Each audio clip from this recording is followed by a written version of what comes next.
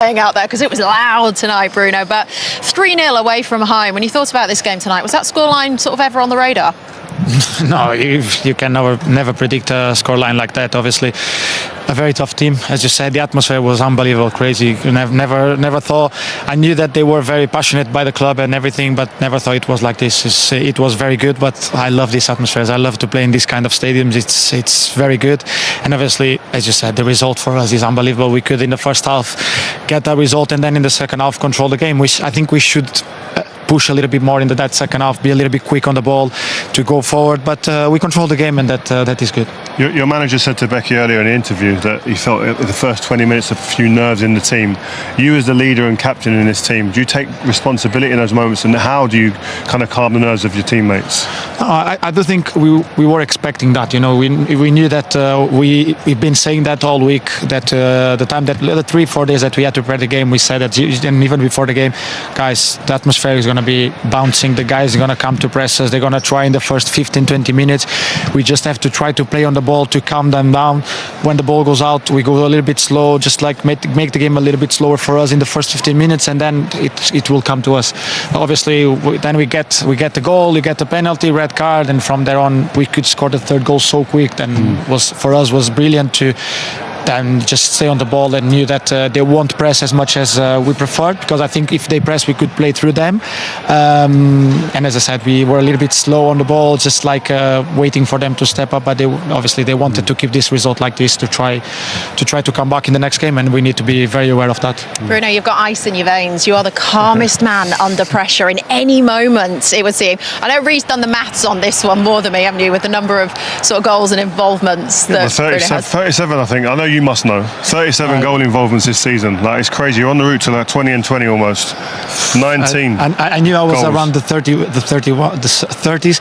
I didn't know exactly how many it was, but obviously I want to score, I want to assist, because it's a big part of my game, and I need to take that responsibility, because I know since I came to the club, and even before, the club bought me because I scored 32 goals in one season. They knew that I could create, I could score, and I just need to keep delivering, because if you want to be at the highest level, you need to be consistently delivering.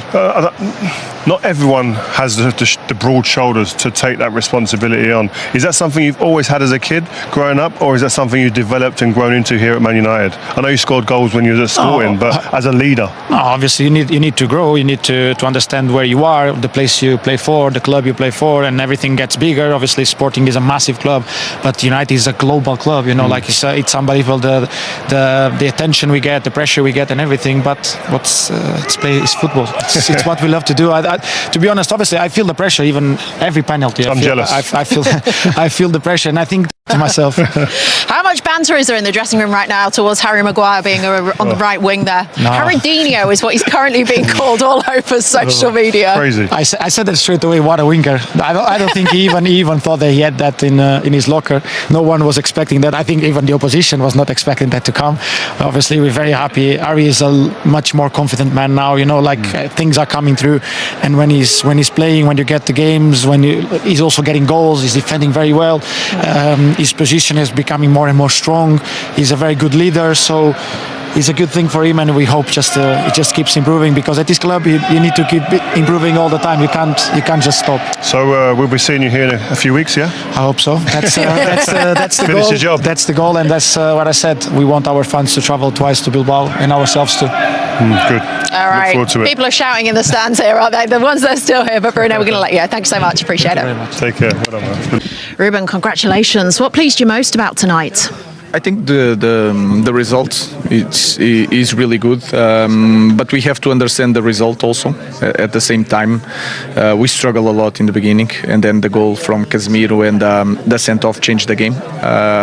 But that is a good thing. With a little bit luck, but we managed to keep us in the game, and then any game can change with one situation.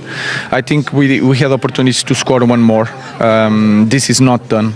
They can do the same thing in Old Trafford, because they are really strong, they are really intense, and one send-off can happen in our stadium, so we need to be prepared. Do you feel your senior players like Casemiro, Bruno Fernandes, Harry Maguire, the experience they are bringing you is pulling you through these ties? I think it's a good point.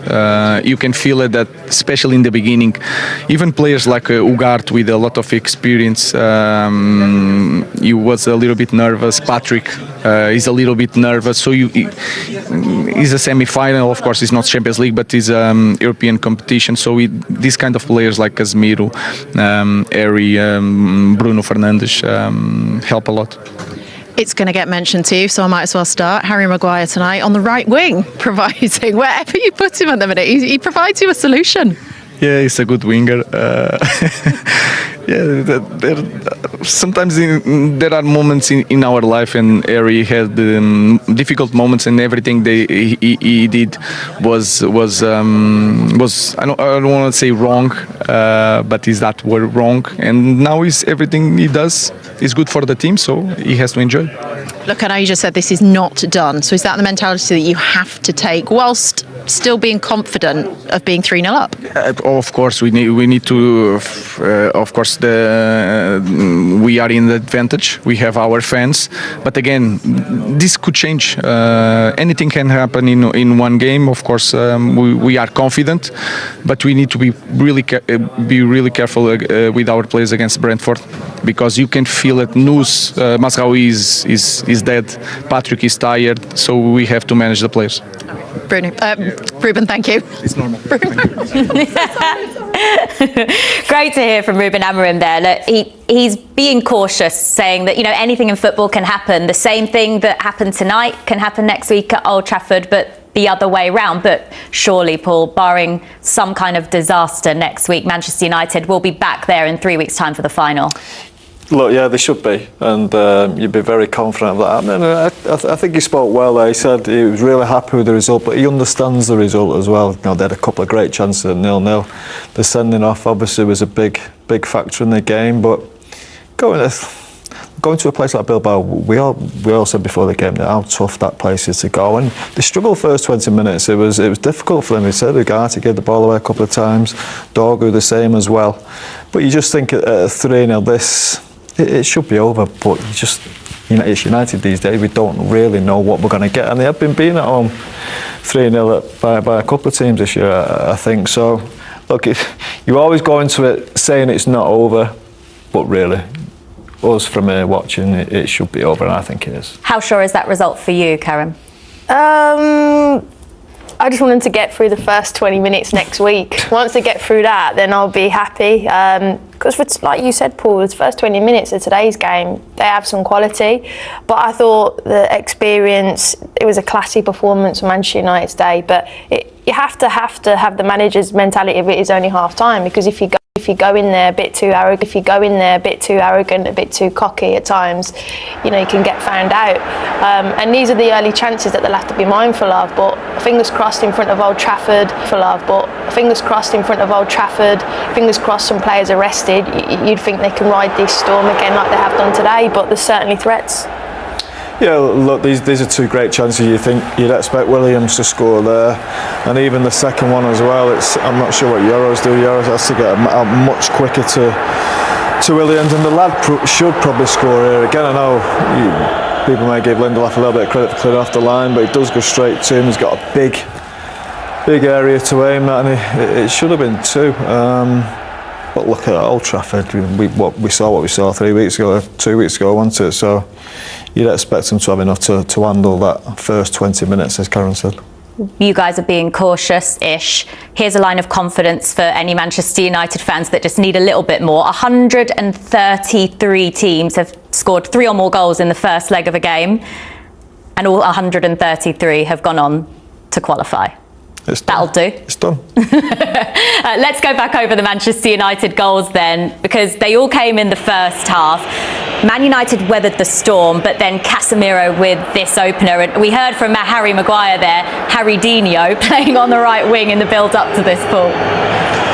Yeah, bit of quick feet out on the sides, another position it looks like he can play. But as the manager said, everything seems to be working for him. He had a really tough spell some time ago, and committing bodies forward, it's not something we've seen an awful lot. It's the Europa League for some reason, and the shackles seem to come off, and as I say, there's 2 centre-halves in the box. I think Yoro, Lindelof, the two holding midfield players in the box. One of them comes off Ugarte, then Casemiro finishes it off, and Casemiro over the both legs.